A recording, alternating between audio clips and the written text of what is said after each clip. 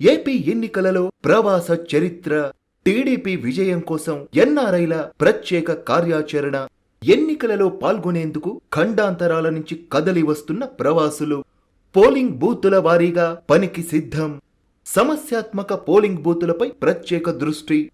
తొలి దశలో 25 నియోజకవర్గాల్లో 1500 పోలింగ్ బూతుల గుర్తింపు, 48,000 మంది ఓటర్లను ప్రభావితం చేసే నాయకులతో ఫోన్ ద్వారా అనుసంధానం, తటస్థ ప్రముఖులతోనూ మమేకం అవుతున్న ఎన్ఆర్ఐలు.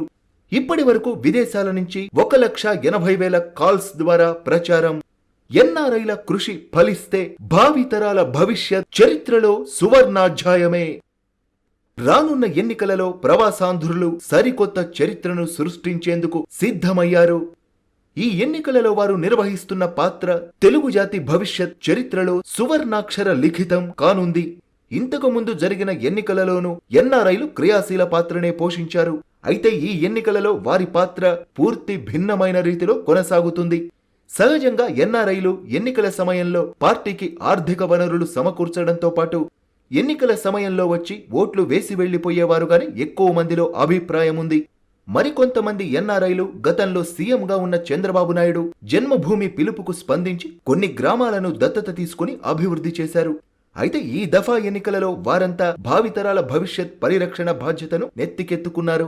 మాతృమూర్తులను, మాతృభూమిని, మాతృభాషను వదిలి ఖండాంతరాలకు ఆవల ప్రవాస జీవనం గడుపుతున్న ఎన్ఆర్ఐలు కీలక సమయంలో భవిష్యత్ తరాలకు బంగారు బాట వేసేందుకు సంసిద్ధులయ్యారు. విదేశాలలో స్థిరపడిన వారిలో ఎక్కువ మంది గతంలో చంద్రబాబు సృష్టించిన ఐటీ విప్లవ ఫలితాలను చవిచూసిన వారే. ప్రస్తుతం రాష్ట్ర భవిష్యత్, తెలుగు జాతి మనుగడ కత్తిమునపై వేలాడుతుంది. తమను కన్న తల్లిదండ్రులు కష్టాల బారిన పడడమేగాక జన్మనిచ్చిన నేల తన ప్రాభవాన్ని, ఉనికిని కోల్పోతుందనే భావన ప్రవాసుల హృదయాలను కలిచివేస్తుంది. ఆ క్రమంలోనే గతంలో ఎన్నడూ లేనంతగా జన్మభూమిని రక్షించుకోవాలన్న కసి, పట్టుదల వారిలో ద్యోతకమవుతుంది.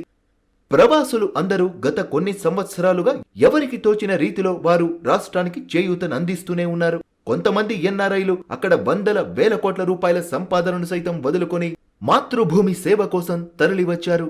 వారిలో కొందరు ఎన్నికల రంగంలో ప్రత్యక్షంగా పాల్గొంటుంటే మరికొందరు పరోక్ష సేవలు అందిస్తున్నారు. వివిధ రూపాలలో ఎన్ఆర్ఐలు అందిస్తున్న సేవలను క్రోడీకరించి వాటిని అనుసంధానం చేయడం ద్వారా ఏకగవాక్ష సింగిల్ విండో కార్యాచరణ రూపొందించాలని టీడీపీ అధినేత నారా చంద్రబాబు నాయుడు నిర్ణయించారు.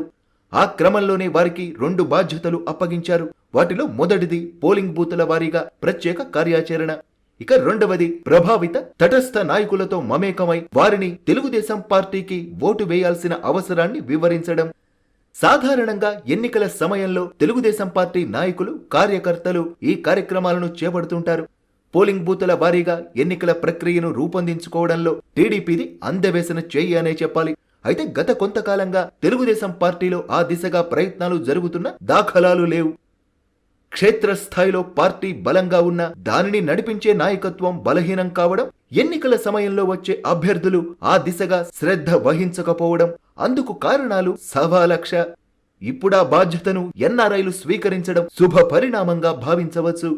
పార్టీలో స్థానికంగా ఉండే గ్రూపు విభేదాలు, నాయకుల మధ్య ఉండే అసూయ ద్వేషాలకు ఎన్ఆర్ఐలు అతీతంగా ఉంటారు.